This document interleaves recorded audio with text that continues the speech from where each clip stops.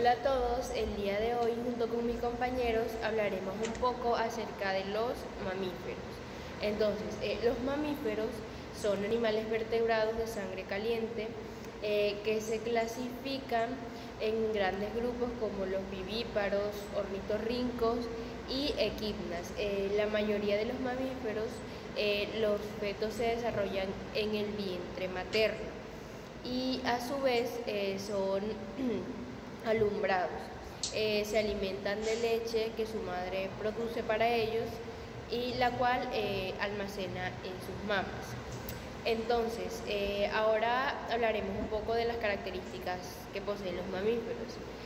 Una de ellas y la más importante, la que más los caracteriza, es que poseen glándulas mamarias. Estas son capaces de producir leche para así alimentar a sus crías. Otra de las características es que poseen huesos dentario y escamosal.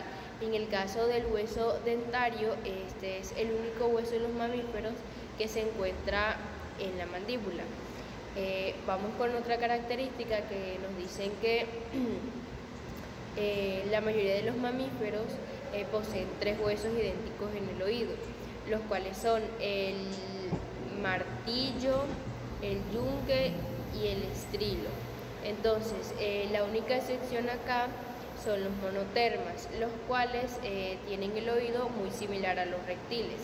Vamos con otra característica que son que estos son capaces de adaptarse a cualquier hábitat. Otra característica es que poseen un sistema nervioso central muy evolucionado que les permite relacionar o reaccionar a estímulos externos como los olores. Otra característica importante es que su sistema excretor y genital están separados, al contrario de otros grupos, en este caso como las aves. Los mamíferos son vivíparos, lo que quiere decir que se reproducen en el desarrollo del embrión dentro del vientre de la madre después de que haya una fecundación entre la madre y el padre. Aquí existe una excepción que son los monotermas. Los monotremas son ovíparos, es decir, que nacen por huevo. Primeramente, para hablar acerca de la evolución de los mamíferos, debemos comprender que el término cinácido abarca desde sus antecesores hasta los mamíferos con los que contamos hoy en día. Estos mamíferos se proliferaron mayormente en la zona terrestre, siendo así llamados perteneciendo al hábitat de los amniotas, más abundante dentro del tiempo carbonífero tardío y el pérmico. Fueron los principales carnívoros desde el pérmico temprano hasta el triásico. Se diferencia del resto de amniotas ya que pueden tener una apertura lateral temporal en el techo del cráneo, ya que realmente este estudio de los mamíferos y su evolución se ha comenzado desde sus partes óseas, enfocándose en el cráneo, donde podemos ver que dependiendo de la época y la era en la que se estudien, estos tienen un cráneo diferente. Entonces se estudia los orbitales que tienen a los alrededores. También dentro de este grupo estaban los pelicosaurios, conocidos como los cinácidos primitivos no mamíferos, que fueron los amniotas más abundantes durante el pérmico. Morfológicamente tienen aspecto de reptil, pero no es así, ya que ni siquiera forman un grupo monofilético. A continuación de la evolución vendría el grupo de los terápsidos.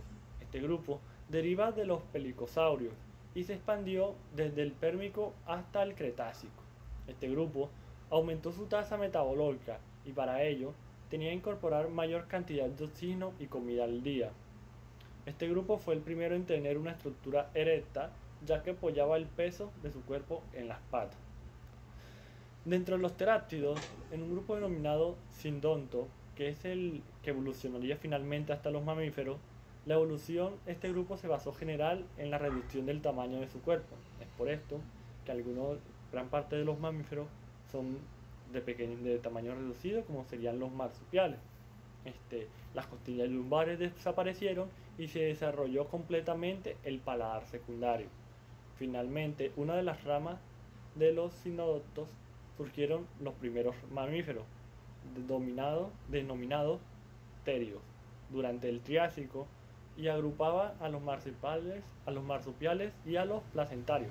Y aquí nos encontramos con los mamíferos con los que contamos hoy en día, los marsupiales, que son los que tienen un marsupio, y los placentarios, que seríamos los mamíferos como los seres humanos, en donde en el momento del embarazo, en el caso de los seres humanos, el bebé se gesta dentro de una placenta.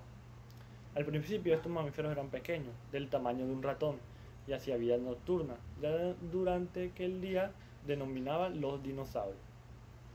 Bueno, en esta segunda imagen podemos apreciar la evolución de los mamíferos, o como se conoce en general, los sináptidos.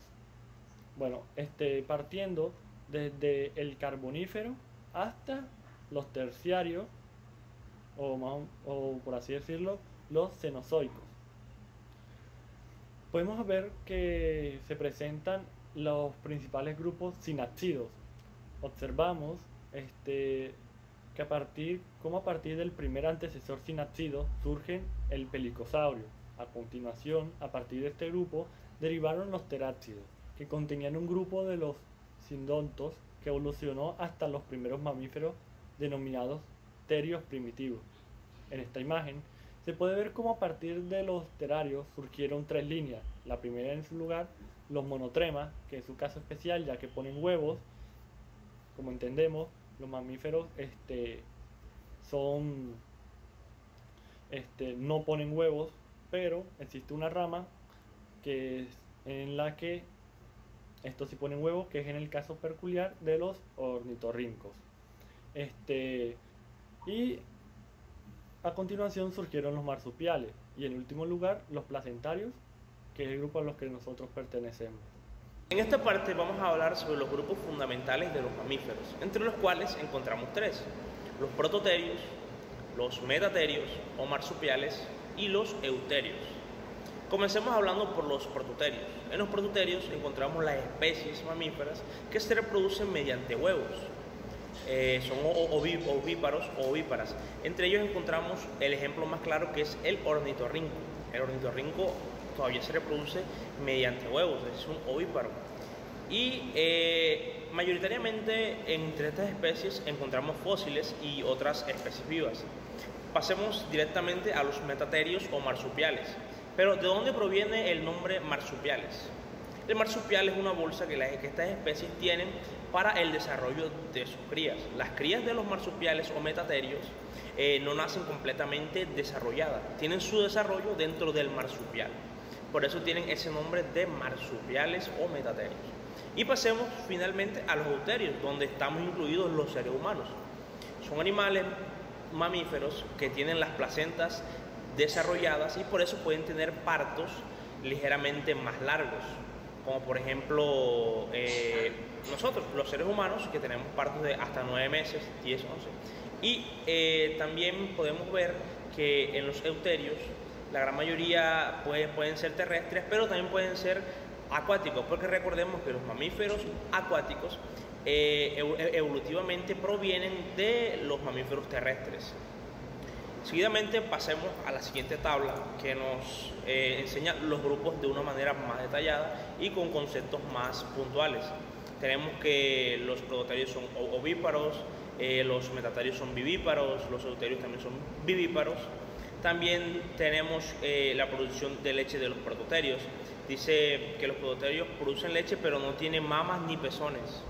También tenemos que los metaterios, las crías completan su desarrollo en la bolsa o marsupial, que es lo que venimos diciendo, que tienen un marsupial donde las crías no nacen completamente desarrolladas, pero en el marsupial completan su proceso.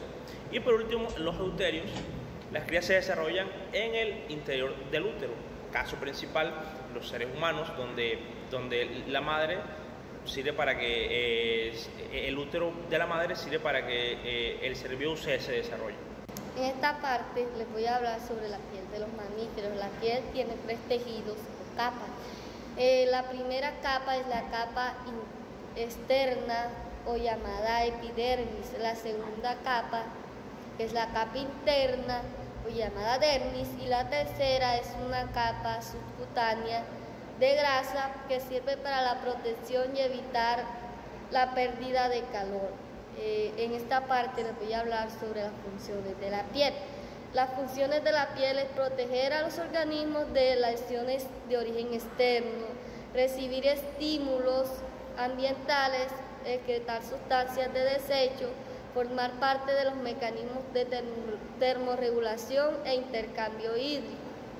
En esta parte les voy a hablar sobre la regulación térmica. Los mamíferos son animales endotérmicos, es decir, que son capaces de producir por sí mismo calor.